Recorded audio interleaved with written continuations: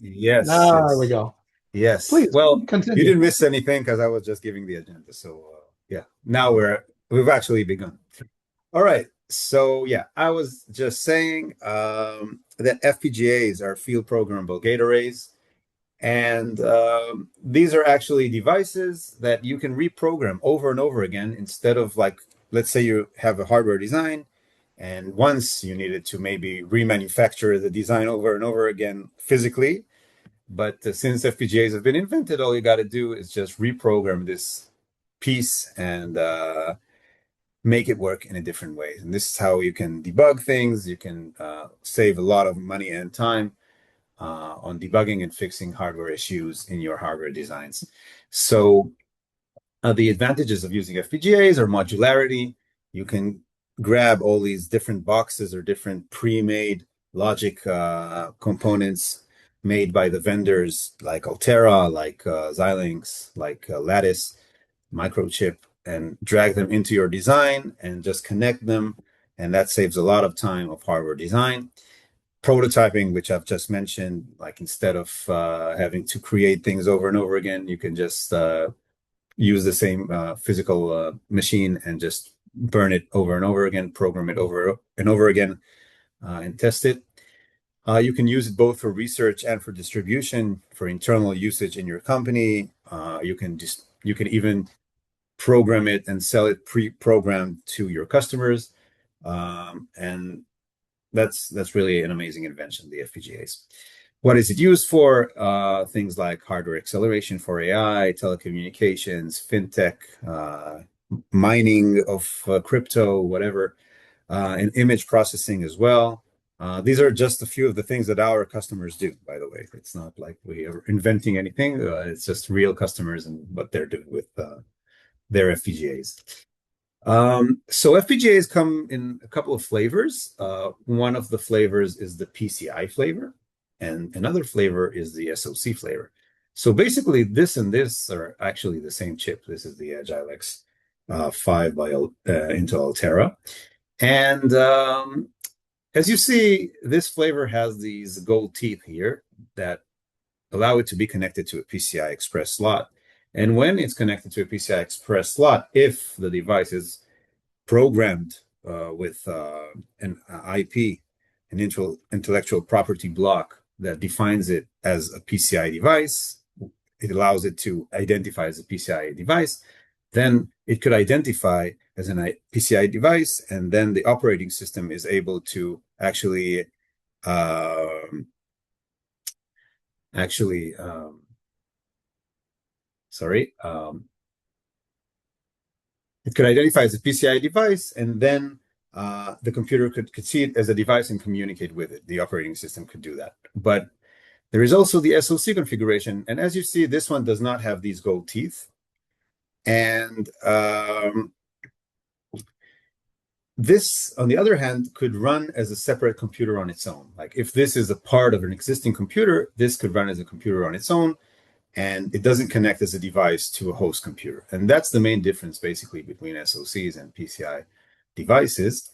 And for a very, very long time, and I'm talking about 30 years, WinDriver was focused on PCI devices. But the new thing is that we've started supporting SoCs as well. And this is what we're going to cover in most of this talk today.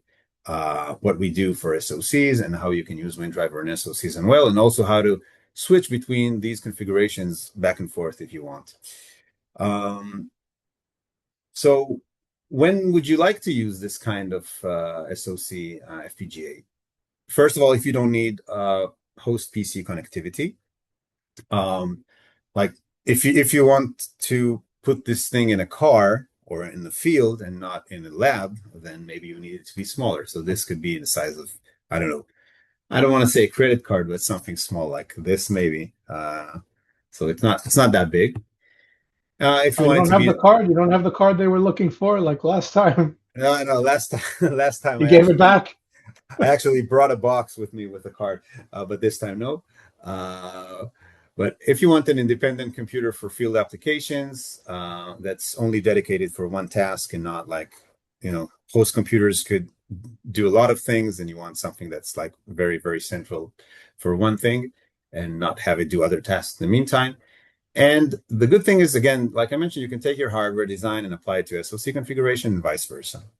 And that's something, by the way, that is nice. And it was something that the vendors did, not us, like Altera, AMD. All these vendors actually allow you to do that. And we're going to touch that a little bit later. But first, so this was a quick intro on what are FPGAs. And now we're going to have a little poll where we ask you a couple of quick questions about where do you come from and what are you looking to gain from this session? So we are going to have a few of these sort of scattered throughout the webinar, and we'd appreciate your cooperation. In this first question, or first poll rather, we're going to ask two major questions. One, we want to know sort of as the attendees, are you currently involved in any projects that require driver development? So are you involved in one right now? Do you think you will be in the future, in the near future, in the far future? Or no, not anytime soon, and you're just interested sort of in this world? And the second question we have is, have you ever worked with DMA IPs on an SoC before? And please mark off the most relevant one, unless it lets you mark off two. I think, Ulia, you got those two mixed up. Are you testing me? Because you said you would be testing me, but you've got multiple choice there and there. So please answer these in the most relevant way possible. And it sort of helps us know what to cater to you guys better, both in future webinars as well as product offerings. Yeah. I think the first question you can, I mean, I allowed multiple choice, but it should be only one choice. I think it makes sense that it will be only one choice. Well, I mean, if you can be involved in a project right now and also not in the foreseeable future, that would be an interesting trick. Yeah, I think that sort of like defies the laws of nature.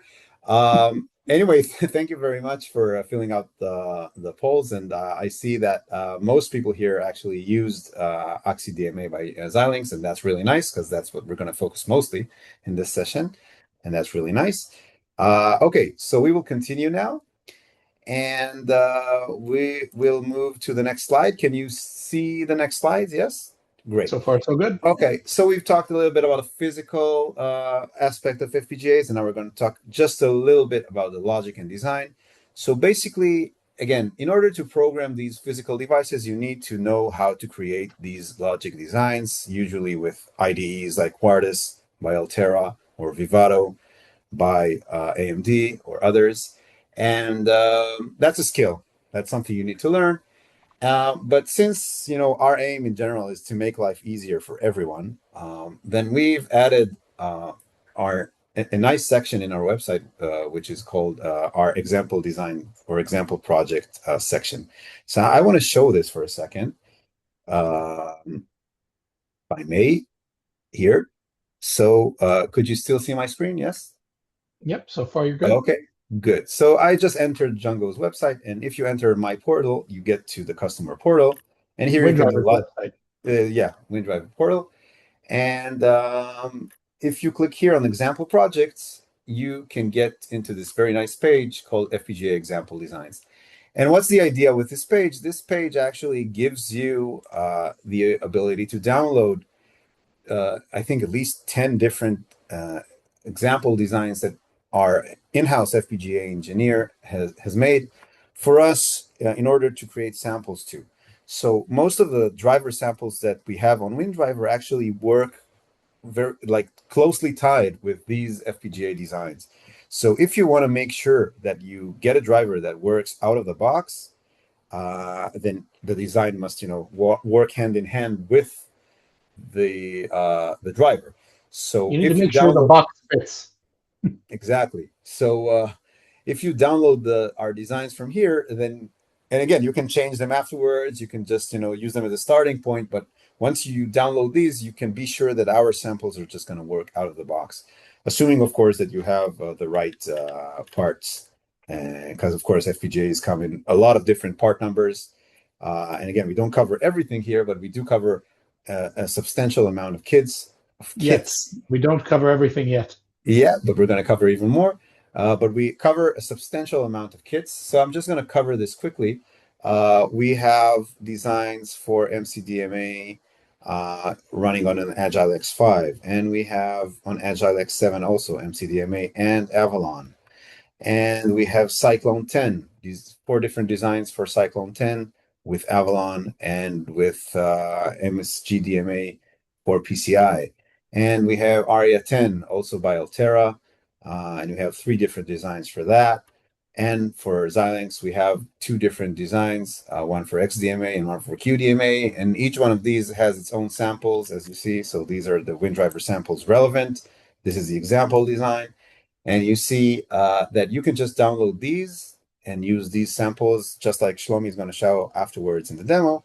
And again, this could really, really save time, because sometimes if you start with the basic example projects that are given by Quartus or by Vivado, then it doesn't necessarily mean that they're going to work out of the box with our driver. I mean, we try to, but usually what happens is that their designs don't really do DMA, or something is missing. So this is a working design that we've tested and it worked. And I think it's a very good place to start if you know that you're going to have a design that works with DMA. And before you move on from this, I also want to mention we're always adding new example projects there. So if you don't see your current kit there, when you go to the website and you'd like to see it, again, feel free, shoot us out a note. And yeah, hopefully we'll be able to add your designs or your kits as well. Yeah. And of course, by the way, if you've seen this list, it doesn't include AXI DMA and it doesn't include mSGDMA for SoCs yet. But we're going to put it there as well. So stay tuned, and that's also going to be there. So we've covered a little bit about physical layer, a little bit about logic, and now we're going to get to the main part of our presentation, which is the driver, and that's where WinDriver shines. And I'm going to hand the mic to Shlomi to introduce WinDriver. So go on, Shlomi. We need a prop mic for you to like hand over to me next time. Yeah. So in order to understand sort of this is where we're going to start actually talking about WinDriver itself. Leah really laid down the groundwork for us to be able to understand what WinDriver does, what it's for, what it offers, and sort of where it slots into this whole project. I got a few messages during Leah's talk asking for some information about WinDriver, so we promised, and now we're going to deliver. So in order to understand where WinDriver slots in, it's very important to understand what it is at its core. And what WinDriver is at its core is a driver development toolkit for USB, PCI, PCIe, and now platform devices for SoCs.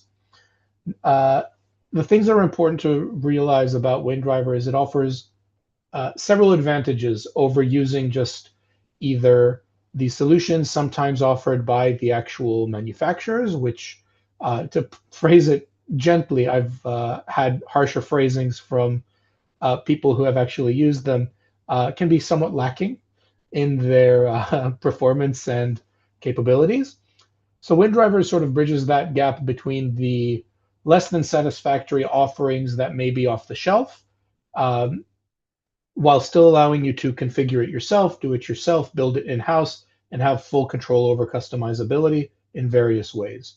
So first of all, as I just mentioned, it's customizable, right? As we have here on our list, it's flexible and scalable, which is great. It's very convenient to use, as we're going to demonstrate, and we have in the past as well. I'm going to be generating the base driver for what we're doing, and this is actually going to be a more advanced driver than what we've done before. For anyone that may have seen me do this before, or who I've been lucky enough maybe to showcase this to during a Embedded World show or at another time.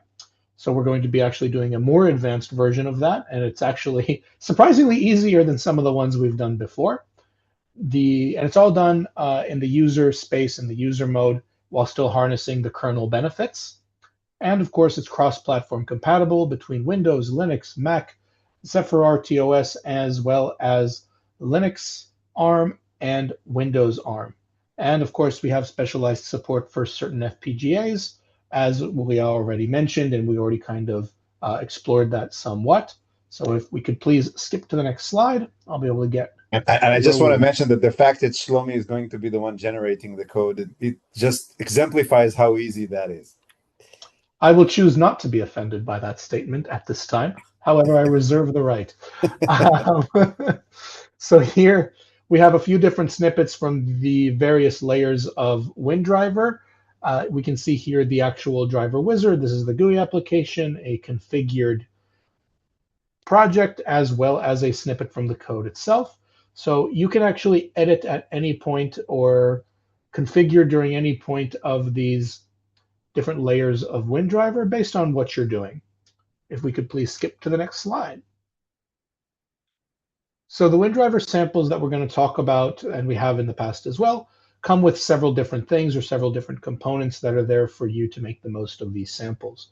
So this is a relatively full list, but not an exhaustive list of what comes as part of these samples. So there's obviously a performance test that lets you compare how the sample operates and sort of what the benchmark for it is.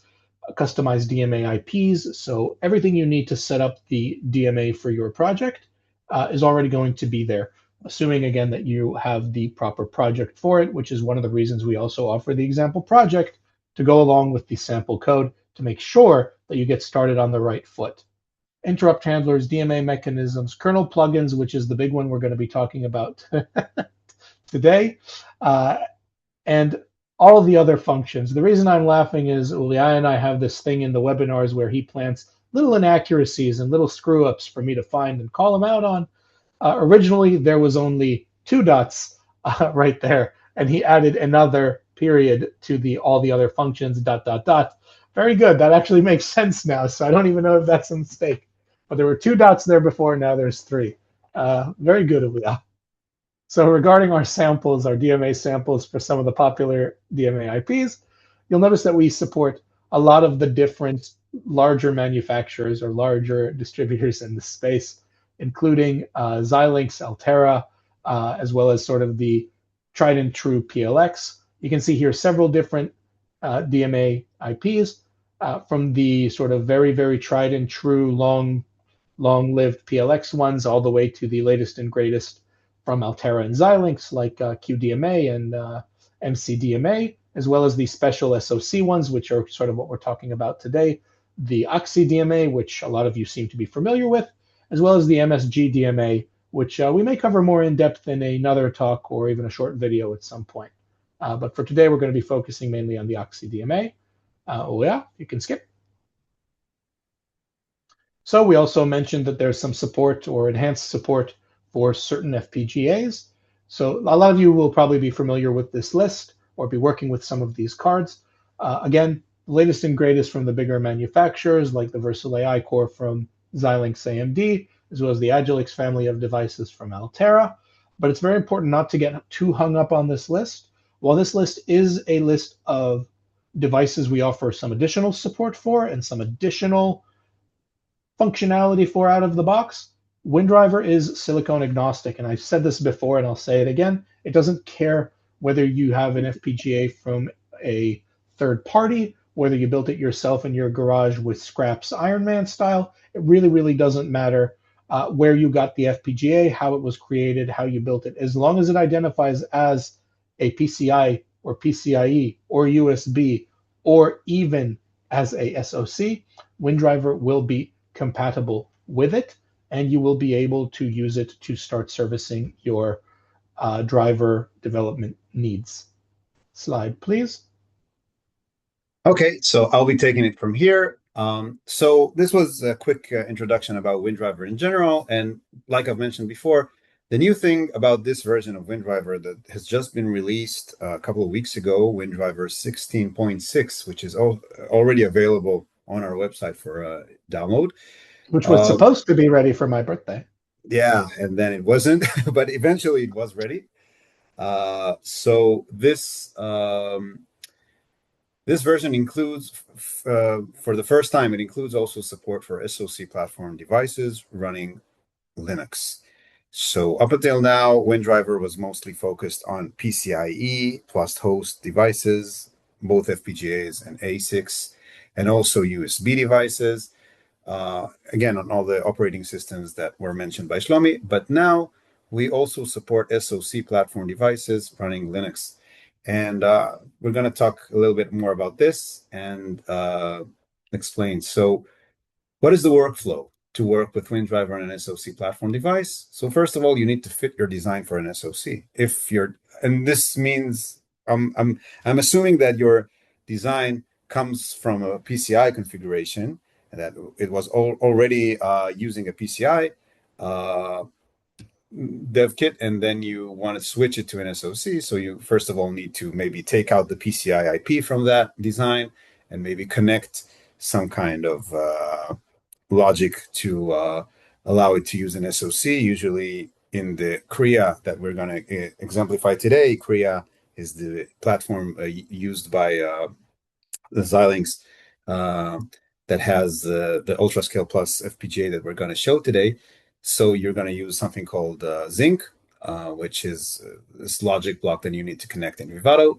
And after you fit your design for your SoC, you need to program your SoC's FPGA, and that's usually something that's like a one-liner or two-liner in the command line. I think we've even done it in previous webinars, so I'm not going to cover that again. And then the bold parts are the parts that are actually relevant for WinDriver. So you can actually, the funny thing is that if you already have a PCI driver, you can actually use the same WinDriver-based driver you would on a PCIe if you already had a driver. If not, then it's okay. You can create one from scratch. But if you already had one, then you can just use the exact same WinDriver-based code using the same offsets, same APIs, same everything, maybe just one little different compilation flag, but basically everything else is almost the same. So our slogan here is we either do it for you or assist you and support you in doing it on your own. So let's say that you don't know how to fit your design for an SoC. No problem. We have an in-house FPGA engineer that could help you. If you don't know how to program your SoC's FPGA, no problem. Again, he could help you. These parts, I can help you as the R&D manager, or our customer success manager could help you as well. And eventually, you can really go back and forth between PCI drivers and SoC drivers really easily. And that's something that wasn't really possible prior to WinDriver. And let's give even a more far-fetched example, but I know customers of ours are doing such things, that you want your SoC to run Linux, but you want your PCI version of the exact same logic to run on Windows. Oh, no problem. So the same code could also compile on Windows. That's the great thing that Shlomi just mentioned about WinDriver. Everything is cross-compatible between operating systems, so you can have an SoC-based version, Linux-based driver, and you can have a PCI plus host version with Windows of the same logic. And that's no problem with WinDriver. It's the same code base. You don't need to rewrite the entire driver over and over and over again. And I think that's a lot of code duplication if you don't use WinDriver, actually. So that's great. Okay, so finally you've reached the new parts of the webinar for today, like new things.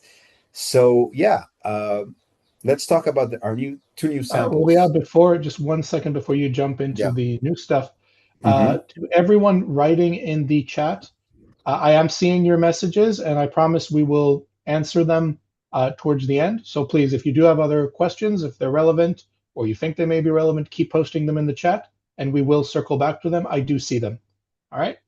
Yeah, we see the questions. In the end, we're going to have some time for questions and answers, and we'll address everything that we can. Yeah, so please keep putting them in the chat. Keep putting them in the chat, and we will circle back to them. Yeah, feel free. So, new DMA samples for SoC. Again, coming with the SoC support for the first time. We also padded you with some two new samples for the best IPs there that are available. So AXI DMA for AMD Xilinx and mSGDMA for Altera. And actually, again, most of our talk today is going to focus on the AXI DMA, but I just want to mention a very nice thing about the mSGDMA, that I think this is the only IP that I know of. Maybe you guys know other ones, and you also feel free to write it in the chat if you know other ones.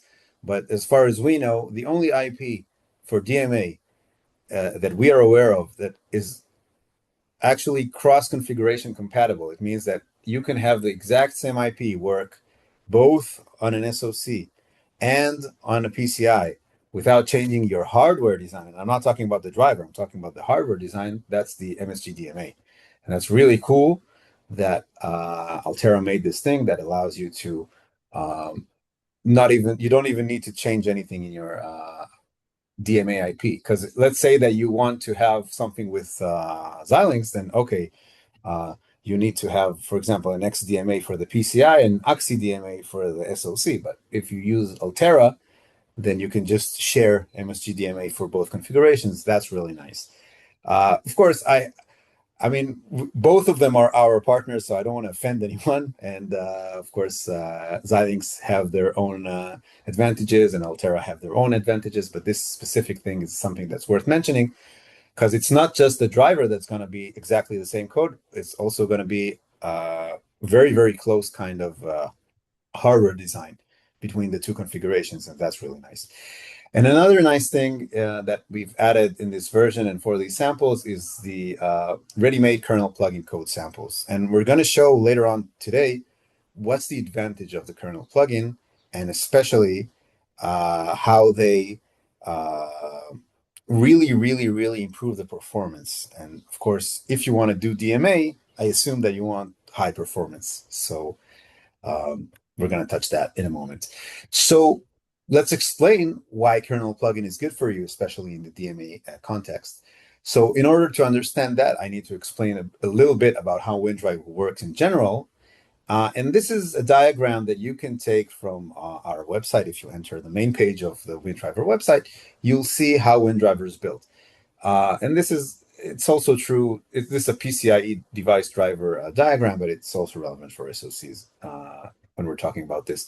So everything that's turquoise is something that we just give you. You don't need to touch. You don't need to do really anything with these turquoise parts. If you use the wizard, just like Shlomi showed before, this GUI, and again, Shlomi is actually going to do that in a couple of minutes, then this wizard actually creates that driver code for you. So even that, you don't really need to create this application from scratch. You can if you want to, but you really don't have to. You can just generate it from the wizard and maybe add some modifications, add some things, and practically it's just going to work. And of course, your hardware design, that's for you to do. That's your specialty, and we're not privy to the design or the demands you have from the physical project. Yeah, exactly. That's for you to do. But this kernel plugin thing, it's an optional feature. You don't really have to use it, but it has a great advantage. What's the advantage? That you can take parts of this code that are performance critical and just push them here. Really, just cut and paste. You don't really need to do a lot of work there. But if you take the critical part, the performance critical parts from your driver code to the kernel plugin, then you save a lot of time because you don't have what's called kernel user mode context switches. Switching from kernel mode to user mode over and over again, that's something that creates an overhead for any operating system. So this overhead, when you just run, I don't know, some initialization function once, it doesn't really matter. But if you do DMA, which is something usually run in some kind of a loop, or really you want to do it a lot of times and you want to do it fast, then this context switch could cost you important time in performance, and that's something you don't want. So if you don't want it, you can use a kernel plugin. But the nice thing is, you see, I've mentioned here that our new samples also provide ready-made kernel plugin code. And most of our samples in the last couple of years, we've added kernel plugins for them. So you don't even need to do this work of taking code from here and putting it there. You can just generate the code with the kernel plugin, and we've actually done this for you. And soon, in the later parts of this webinar, you're going to see the different performances between without kernel plugin and with kernel plugin, and you're going to see that this makes a huge advantage and a huge improvement. So now it's time for Shlomi to show you that even he could create a driver in less than 10 minutes. Significantly less. Yeah, significantly less than 10 minutes. So Shlomi, the stage is yours. All right. So I need you to stop sharing so that I can start sharing. Thank you. Okay, here we go. So start the timer. All right, so for those of you that are already familiar with WinDriver, this will look fairly familiar. This is the driver wizard. You've seen it before, you'll see it again. Basically, all we need to do in order to actually create a fully functional driver would be to go to a new device driver project up here in the left corner. You can see all the devices that are connected to your development machine in this little list. You can see a little bit of information about them, their vendor ID, device ID, a little bit more information. Today we're going to be using obviously the platform AXI DMA. I just want to mention quickly that this is actually running from the Kria itself, so this is why the list is very short. Usually on a regular computer, the list is very long because it has a lot of PCI devices. And also, this AXI DMA platform device is, again, from a design that was made by our in-house FPGA engineer, and a design that just has working DMA capabilities with the AXI DMA. That's all the design has. Carry on. Yep, so I accidentally had it open. If any of you noticed that error, it's because I forgot to start over. All I did before was what we just did together, so I'm just going to do that again. Right? So here we go. We have this ready to go. So again, in previous webinars, we've talked more about this sort of configuration space where you can see all the different functionality. You can set up the environment. You can add predefined actions. You can do all sorts of stuff here in order to create your project and be ready to go. Today, though, we're showing something else. So we're going to select the AXI DMA design. We're going to choose CMake. We're going to generate. And you can see here we have kernel plugin. It's already ticked because I've already done this here. But all I'm going to do is tick that box. I'm going to click OK. It's going to give me a list of the files that were generated from doing this. It's giving me a warning to make sure I close the wizard before we actually execute the project. And that's it. I have created a driver with the kernel plugin with 3 times the performance had I not done it. And from there, Ulia is going to take this back and show you exactly what has to come next in order for this to actually become a full-fledged driver that you can start using. Ulia? All right. Can you hear me? Can you see my screen? Yep. All right. So here we have the Kria, and I'm just I've entered the my projects folder where Shlomi has generated his driver just a few seconds ago. So I'm just going to compile this.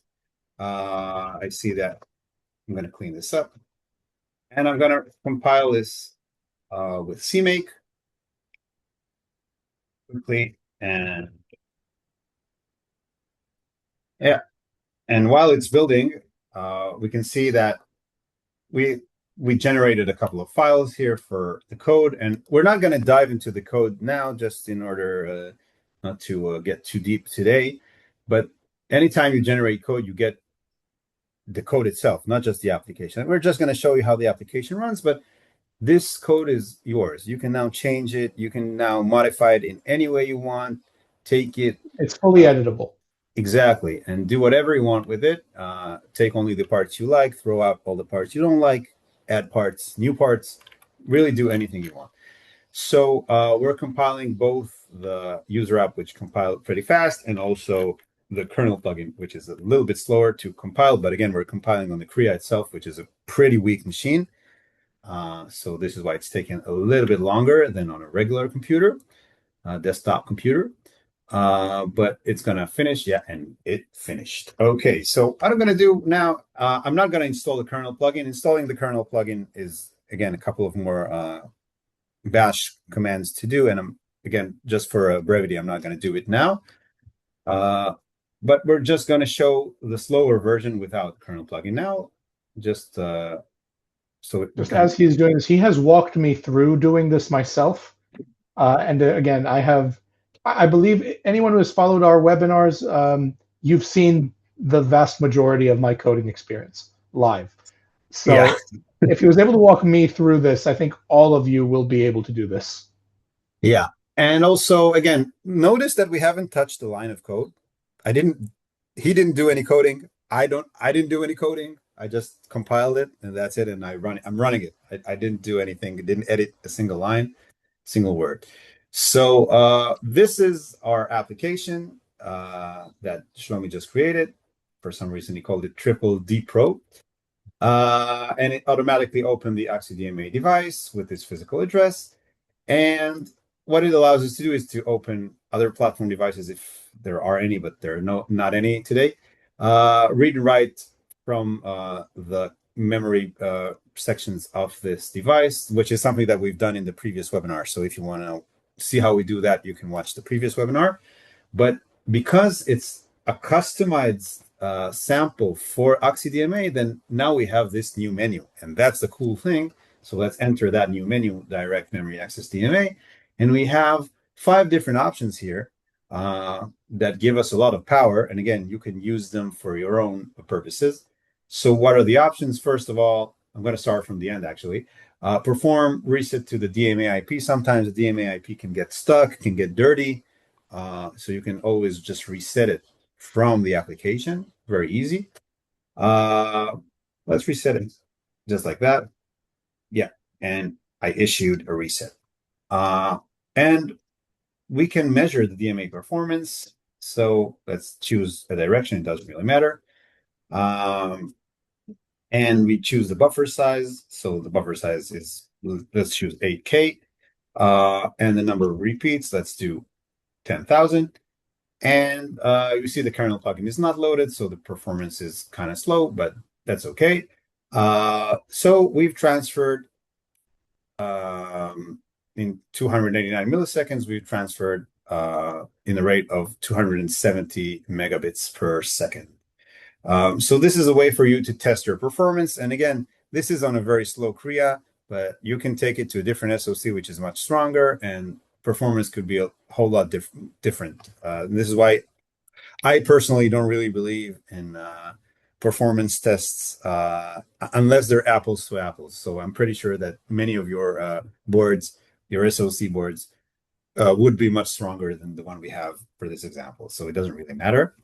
But you can still use the same code, and that's the important part. You can still use the exact same functionality in different settings. Let's talk about 1, 2, and 3. So 1 allows you to just perform a simple DMA transfer. 2 allows you to perform a write to the device, and then a read from the device, and then compare the buffers in order to validate that the write actually worked okay, and that what you read is what you previously wrote, and that nothing broke in the way. So that's a very useful feature. And the last feature is the same as the previous one, but also with incremented data. So that means that every byte actually increments the previous bytes. So let's try this one. And again, we can choose between polling completion method and interrupts completion method. I'm going to discuss that in a moment, so I'm not getting into it now. And I'm going to choose polling. And I'm going to write 1 million. This is the starting value that's going to increment all the time.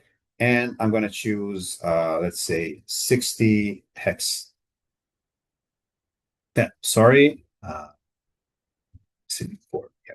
It has to be 16 D-word aligned in order for the transfer to work. And this is a prerequisite of the AXI DMA IP. It's not ours. So we see that the data was written without any prints, and then we read the data again, and this is data that we've read from the device, and you see 0, 1, 2, 3, 4, 5, 6, 7, increasing order. And eventually, after we've read all the data, then we compare it and we say write buffer and read buffer are identical. Sometimes they may not be identical, and then you know maybe there's a problem with the driver, maybe there's a problem with the IP configuration or your hardware design and so forth. So that would raise a red flag for you to check. And that's really nice that you actually just have generated code without doing any coding that does this for you. And that's it for the demo. and I'm going to get back to the slides. But before we get back, we have another poll for you. So just a moment. And here it's coming.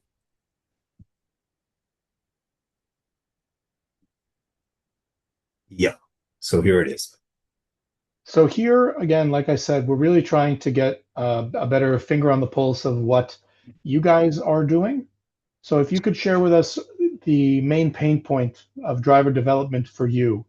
So anything that springs to mind, whether it's dealing with the Windows process, whether it's developing on Linux, whatever in the driver development process as you understand it is a pain point for you, is the main pain point for you, let us know so that we have a better understanding of whether we can offer, whether our current solution is really targeting the pains people have, whether we can adjust.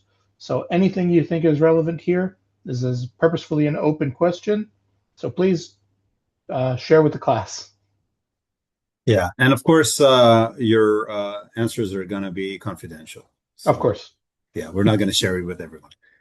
We don't mean to literally share with the class. Yeah, yeah.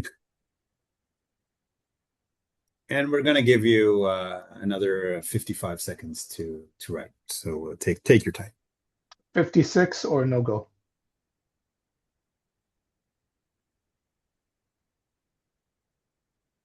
Well, yeah, that's not how a negotiation goes.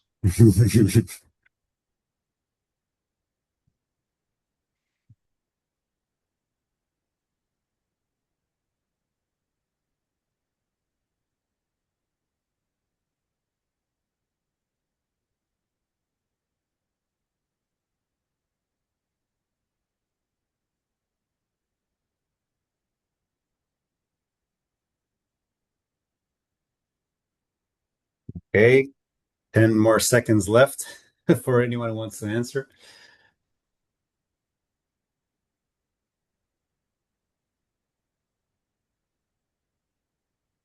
We'll give you even 10 more seconds because we're generous. Yeah. Because I see people are still answering. So yeah, we don't want to stop you in the middle if you. I know there's so much pain in driver development. So we experience it all the time, you know. So it's an interesting opportunity for us because we're used to hearing about the pains of driver development in the middle of the pains of driver development. So it's very interesting. It'll be very interesting for us to hear this sort of preemptively from people. So I'm very, very curious to see your guys' responses. Yeah. Anyway, but we're not going to share with other people. All right. No. So yeah, I think I'm going to end this now and we're going to carry on. So thank you very much, everyone that answered. And we're going to get back to our slides. Can you see the slides? Still on the poll slide? Yeah, great. There you go. Okay, so last part of our presentation is the AXI DMA performance comparisons between different modes. So we asked our dear QA engineer, Simon, to just run and check different modes and different parameters for DMA with the AXI DMA sample that we've created in order to test performance in different parameters, different modes, and see what performs best. So again, as I've mentioned before, it doesn't mean that your design is going to work exactly the same or your board is going to work exactly the same, but I think it gives a general idea of a couple of interesting things that need mentioning. So which modes were we talking about? So we were talking about the difference between completion methods. We were talking about difference between polling and interrupts. I'll explain it very briefly that DMA is direct memory access, and that's like transferring data without the involvement of the CPU. And because it's without the involvement of the CPU, then eventually when you finish the transfer, you need to somehow notify the CPU that you're done. And that's called the completion method. So the completion method could either be polling or it could be interrupts. Usually polling is easier to write, like as a programmer. It's much less complex than interrupts. And sometimes interrupts is better, but in our case, you're going to see something about polling that usually polling is better, at least in the AXI DMA IP. And another thing is the difference between one set and two sets of descriptors. And I'm not going to really get deep into that, but in general, in the AXI DMA, the way you feed the descriptors, like the memory locations, to the actual DMA mechanism has an impact on the performance of how you actually perform DMA. So if you have one set, then you actually gain performance boost. And if you have two sets, then it works not as good. But in interrupts, you must have two sets. And that's something that is sort of mandatory, at least for us. We've tried making one set version of the interrupts, and we could not. We just could not do it. And also, again, with kernel plugin or without kernel plugin, I've explained a couple of minutes ago the difference, what the kernel plugin is supposed to help you with, and we're going to show the difference. So all these tests were performed on the same machine that we've just showed the demo on, which is, just as you've seen, not the fastest machine, but still it's interesting to see. So we check host to device using polling transfers, only polling, not interrupts. And we have 4 different modes. We have one set of descriptors, 2 sets of descriptors, one set with kernel plugin, and 2 sets with kernel plugin. And you see that the one set with kernel plugin totally beats everything else by a large margin, and that's interesting. Not even close. Yeah. And in general, you see that kernel plugin, even if you take the 2 set, then of course kernel plugin 2 set is much better than just 2 set without kernel plugin, and that's also like it's very, very prominent that kernel plugin is just better if you want to do DMA fast. Let's see the device to host, and it's pretty much the same as you see. Why do we have these like waves here? So the reason that we have these waves is because of alignment. We learned from this result that if the buffer size is not 4-byte aligned, then we waste a lot of time. Like not we, but the computer wastes a lot of time in trying to fix that or use unaligned memory. So always use like multiples of 4, like buffer sizes with 4K, 8K, 12K, 16K, and you see that in those numbers, the performance is the best. Let's now look at interrupt method. And here again, we were not able to create a one set implementation of the interrupt-based DMA transfer, but still, kernel plugin beats the non-kernel plugin by a large margin. I think it's more than twice, which is amazing, and that's also true for both directions, as you see. But notice an interesting thing that in general, if you want to compare between interrupts and polling, notice that here on interrupts, you get at most like 250 megabytes per second. And here you have like almost 780, something like that. So with polling. So polling with AXI DMA, at least in the configurations that we've run it, much, much better to use polling. So if we need to sort of summarize the takeaways, polling is much faster. One set is better in polling mode. Kernel plugin is much faster. And in general, even if you're using WinDriver with other IPs, try the kernel plugin. You're not going to regret it. If you're interested in performance critical DMA, KP is the thing for you. Even again, it's not as easy as just the regular compilation, but again, once you generate the code, at least on Linux, even on Windows, by the way, it's a couple of more actions. I don't know, it would have taken us like 1 or 2 minutes more to install the current plugin, but then you get much, much faster performance, and I think is worth it. And by taking just a few minutes of the time you've saved in developing the base driver, it's worth taking the time to implement the kernel plugin. Exactly. And 4-byte alignment is important. So let's summarize the entire webinar for today before we wrap up this hour. So summary, we've introduced 2 new samples for DMA IPs on SoCs. We discussed some performance test comparisons. We've learned a couple of things about different modes. We showed you how you can generate a running DMA driver for SoCs with WinDriver Driver Wizard in less than 10 minutes. Even Shlomi did it. Yeah. even Shlomi did it. So that's it. Thank you very much. And Shlomi, I'm handing it back to you. Thank you. So while I kind of summarize things from my point of view, yeah, you take a look at the questions and chats. That's his looking at questions and chat space for everyone. Yeah. He sees that So one every day. Yeah. I see it every day. So from my side, a few things that I'd like to say before we kind of sign off, or before we take some of the questions that you guys have been posting. I want to say, first of all, thank you all for attending, particularly those that have sort of been with us for a few webinars now. I hope that this was interesting to you guys and that you've seen some of the new features and new things that we're implementing and that it aligns with what you guys want to see and are interested in. For those that are here for the first time, I hope you found all of this interesting because you have no prior experience with us. So I hope as far as a technical webinar goes, this was fun, entertaining, you enjoyed it. Now, a few points that I'd like to make. If you would like to evaluate WinDriver, you just go on the WinDriver website and you can download a free 30-day evaluation with included tech support. The tech support is in-house, so it's Uli and his team that will be providing most of the support. If I can help, I help. If not, they do. So it's all in-house. It's not outsourced to call centers or external. The people that assist you with your driver development projects with WinDriver are the people that built and developed WinDriver, which is always a plus. Now, we offer full technical support for the evaluation to all the elements of it that revolve around WinDriver, that are WinDriver dependent. Any questions you have beyond what you've posted here in the chat, things that come up later, projects you want to discuss with us, anything along those lines, feel free to reach out to us at sales@jungo.com. You can schedule a meeting with me, Shlomi. You can schedule a meeting with the other account manager, one of the other account managers we have here, Nina. She's lovely as well, I guarantee it. Me too. And yeah, he'll vouch for her.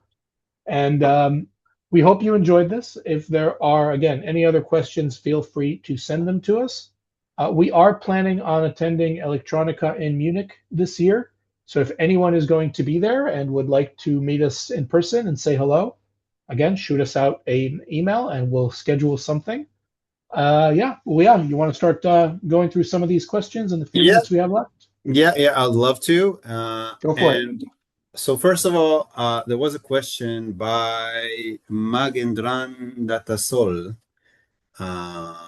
about not being able to log into the see the portal and download the example design. So I think that one should be taken offline with Shlomi. And I think if you contact Shlomi using this email, he'll help you because maybe there is something about giving you permissions, but it could be. The example project is we were handing them out in a different manner before. They are now up on the website.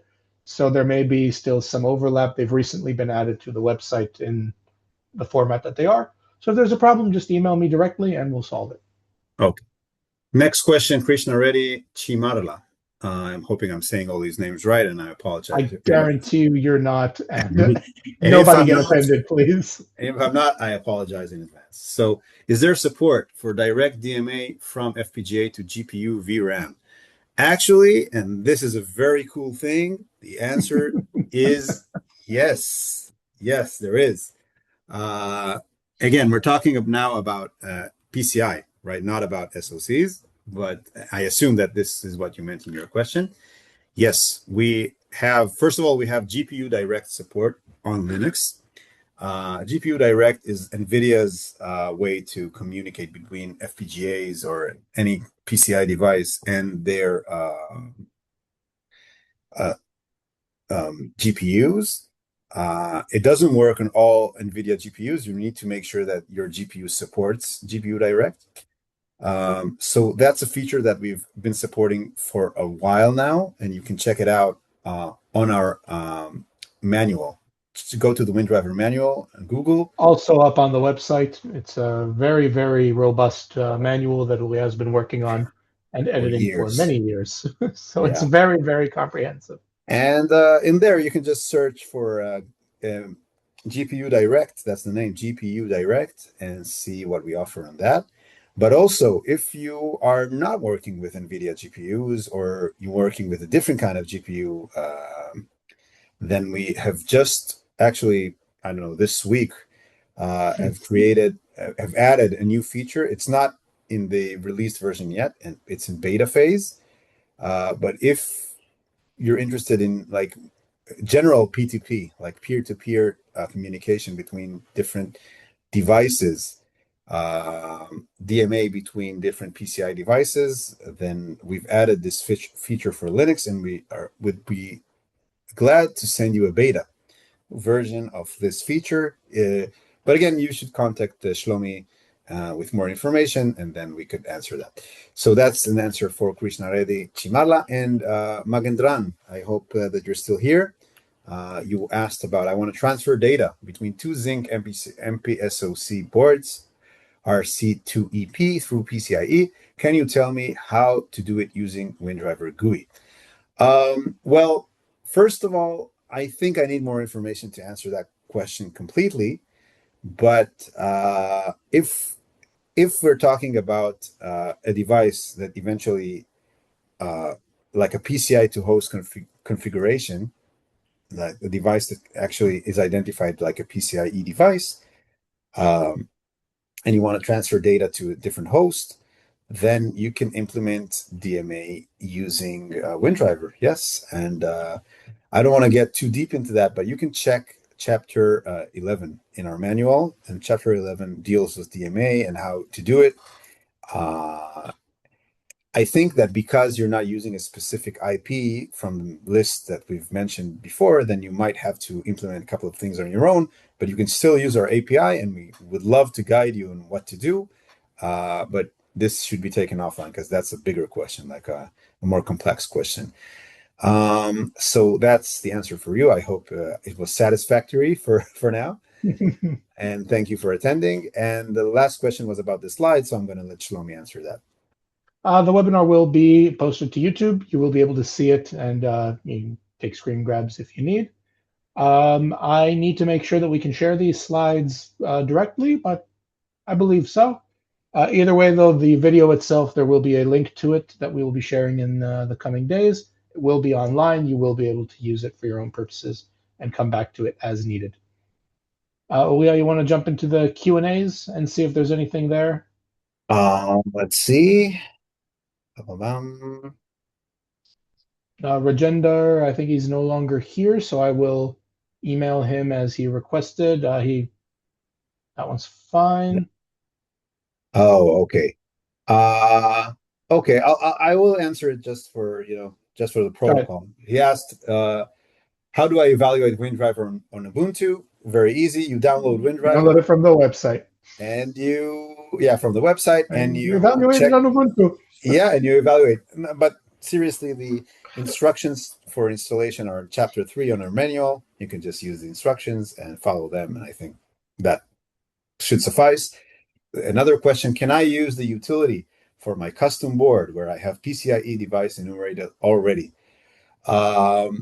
If you're talking about using WinDriver for a custom PCI device, which is not like an FPGA, of course, yeah. Shlomi said it's agnostic. It's how'd you say it?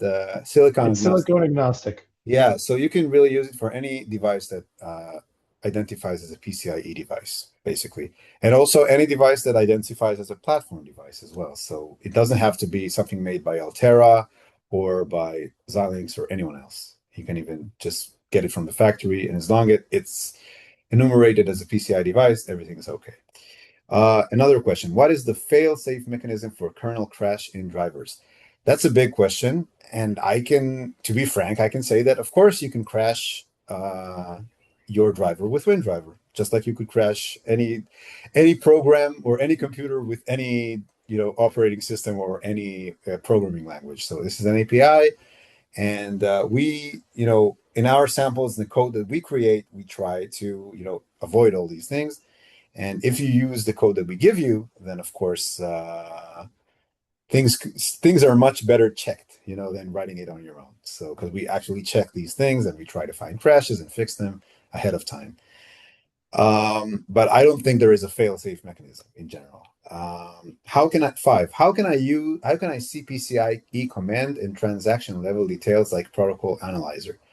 That's not something that WinDriver does. You need a protocol analyzer for that because that's something that happens in the hardware layer and not in the software layer. So you can see with WinDriver the configuration space, and that's something nice that does give you some information about the state of the card. But if you want like signals and stuff like that, then you should use like uh, other applications given by Vivado or by Quartus or by other vendors that You can also focus. see an example of the configuration space in several of our other webinars, where we've actually sort of explored the configuration space and shown what WinDriver is capable of doing there.